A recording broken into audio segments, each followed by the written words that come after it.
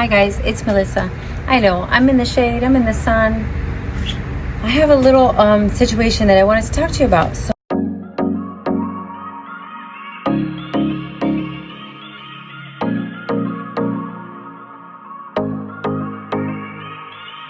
I just recently bought this. It's a Better Grow, almost bag baby, but sometimes they give it to you in a pot for $20. It's the RTH Xing Fang Dong, really nice, but I see a problem, and I think that even though she's not finished blooming and she has more buds to go, I see a problem that worries me. So the first thing that happened was these bloomed opened and fell very, very quickly. So, you know, your orchid will tell you more or less. They'll give you signs that something is wrong, and it's up to you to take a good look. Another thing that I didn't like, I noticed there's some discoloration on this leaf. There's some discoloration on this leaf. Okay, discoloration on the leaves, sometimes you have it, sometimes, you know, it happens, a little sunburn, a little this, a little that. But this is very worrisome. You see this? And then I felt it, and it's mushy. So what do you think I'm gonna do? Emergency repot time. All right, so normally there is a proper time, and let me get my little stool.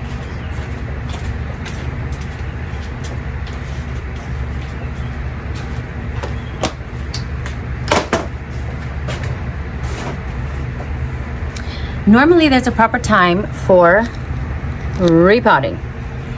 It's usually not when you bring your plant home from the store.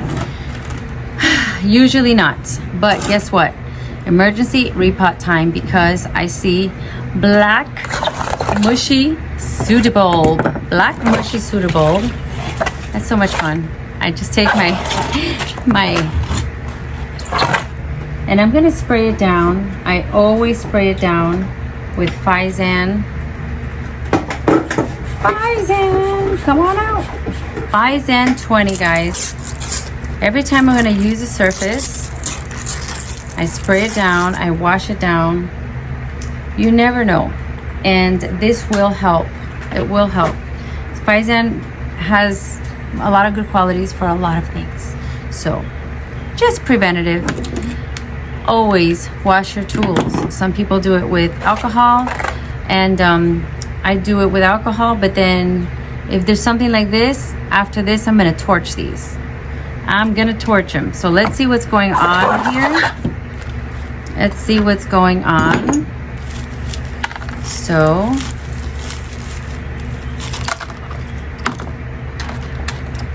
put the tag somewhere where you're not gonna forget it, because that happens so much. So right off the bat, I don't see anything. I see a lot of roots. Some people wear gloves when they do this. See this drives me bonkers. So you have styrofoam, fine. You have bark, fine. You have moss in the very center. So that's the only thing. When you get a bag baby, I know people that leave them in those, leave them in this setup for a very long time, but some of them, not all, come with a ball of moss right in the middle, which can be, look, not great. So these are already coming off. That was sad. But you see, this started to blast. Now, I don't know if these three are gonna blast. It may be, but sometimes you gotta make a decision. Are you gonna save a bloom for a little while, or are you gonna try to save your plants? So in the long run, you want to save your plant. So what I'm doing now is I am removing the ball of moss, because you don't want that there. Gently try to remove the old medium, and we're gonna get down to where I can see if I can figure out where the problem is coming from. So just kind of tickle, and some of these pieces just come right off. And I'm surprised I still see a lot of good roots. This was a pretty new piece that I'm wondering if there's anything inside the sheaths, because guys, remember, these sheaths are here to be a protector for your new pseudobulb while it's growing. When your pseudobulb is done growing and has hardened up, it doesn't need that protection. So this will just dry itself up. But guess what happens? When it doesn't serve that protection, it's just dry and flaky, easy for bugs to come in and wreak havoc. So I'm not exactly sure what happened here, but it looks like she bloomed from this pseudobulb. And now I'm gonna cut this part off. Totally dry. So you kind of want to get to fresh, clean tissue. I got to it. Okay, the pseudobulb next to it. Okay, so this is green in the center.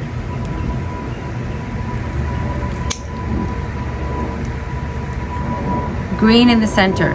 That's a good sign. So maybe, I don't know exactly what happened, but that pseudobulb seems to be the only one that was infected. So I'm happy about that. You want to see, sometimes if you see rings and weird things like that, you got to be very, very, very careful. Very careful. So I'm peeling away the dried up sheaths as much as I can. See, the leaf was otherwise looking fine. This leaf looked pretty perfect. But then the rot. So, yeah. Maybe I should have washed my hands in between. But I'm gonna spray her down. I still am not 100% sure about the bottom of these pseudobulbs. I want to make sure. And I know you don't want to add water to the mix sometimes when you're dealing with possible rot, but there's no other way that I can peel away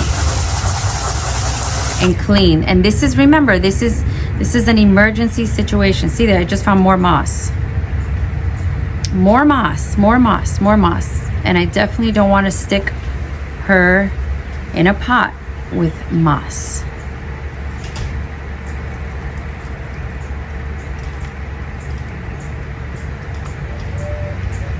All right, peeling.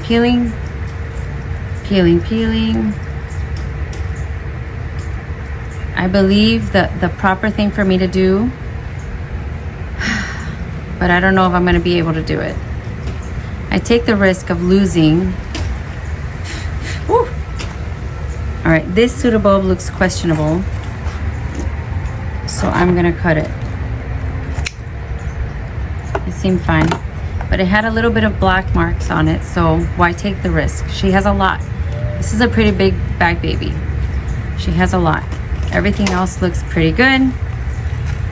So I am gonna spray her. I am gonna attempt to repot her and cross my fingers. But like I was saying, the proper thing to do to make sure you give her the most advantage possible is to cut this and cut this.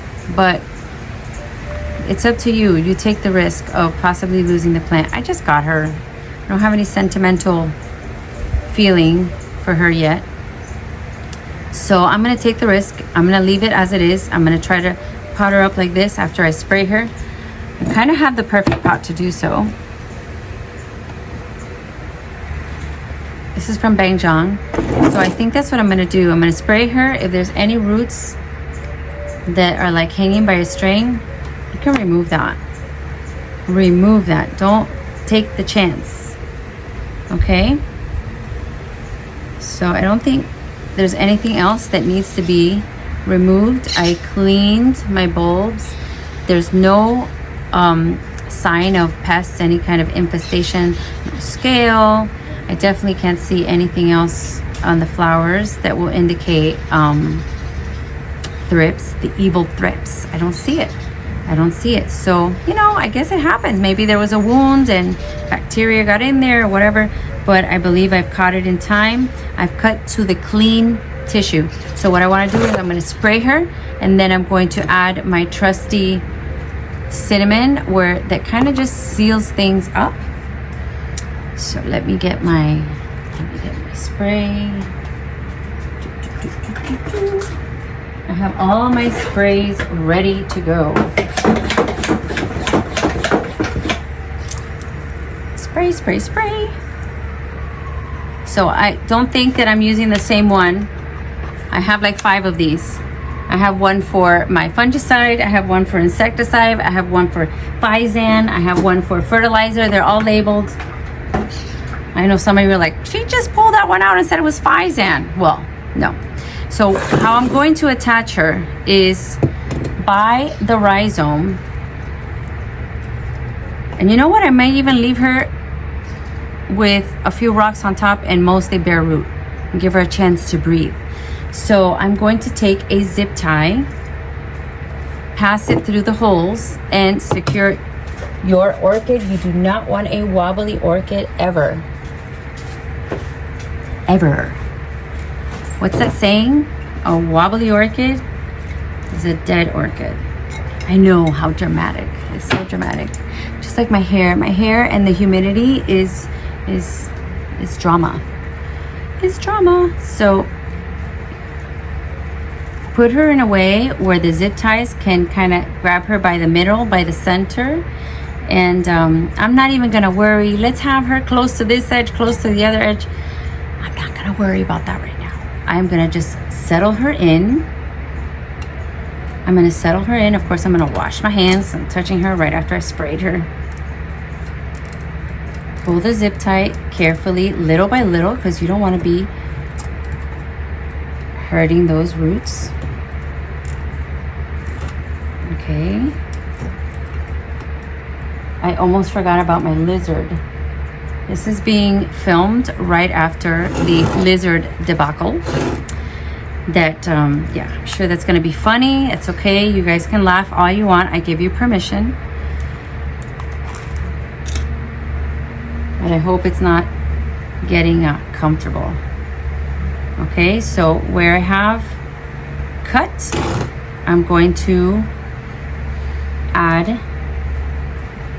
just a little bit more for extra, for good measure. A little bit more cinnamon. Woof, woof, woof, it went up my nose. Just a little more. All right. I know, I can be silly. So that's it. I'm gonna take a little bit of my lava rock, just a little, and place some on top for that stability. And a little rinse.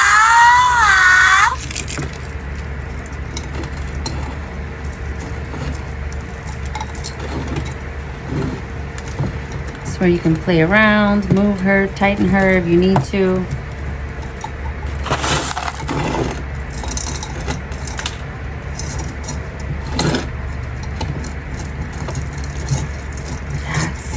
Pretty much it.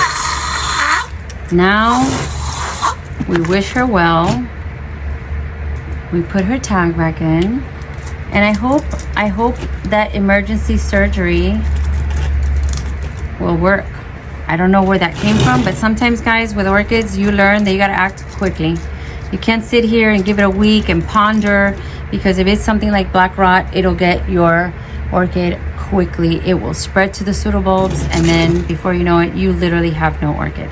So I'm crossing my fingers. If it worked, we will see, and I will keep you updated. I know that many other growers at home are like, cut the buds off, cut the bloom spike off. You shouldn't care about the bloom. You need to save the orchid. If I lose the orchid, I lose the orchid. Whatever. Let's see what happens. If you feel like that about it, then you can just do what I did and leave them on and see what happens. Or maybe I look at it tomorrow and I see, oh no, it's still declining, then maybe I'll cut it off. But I think she'll be okay. I have a good feeling about her, and I do really well with my other back babies. I think Better Grow is awesome.